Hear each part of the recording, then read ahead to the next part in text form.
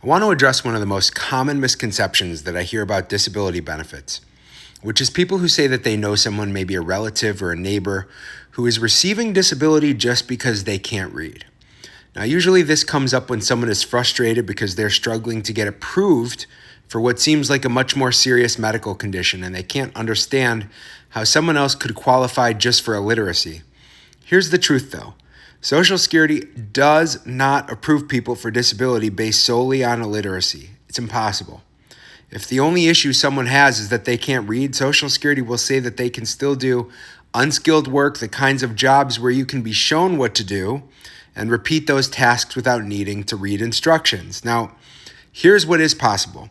Sometimes someone is significantly intellectually disabled, and one way that shows up is that they can't read. In that situation, it's the intellectual disability, not the illiteracy itself, that makes them eligible for benefits. Another scenario that I see a lot is with older individuals. Maybe they have what seems like a relatively minor physical limitation, but it's enough that they're limited to medium or light work depending on their age. But when you combine that with their inability to read, Social Security's medical vocational rules, the grid tables, can apply in their favor. This would be for people who are at least 55 years old. Now, from the outside, it can look like they were approved just because they can't read, but that's not the reality.